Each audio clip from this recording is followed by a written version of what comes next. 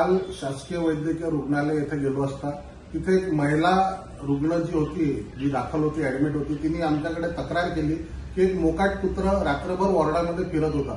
हे गेले वारंवार 3-4 दिवसापासून सुरू आहे.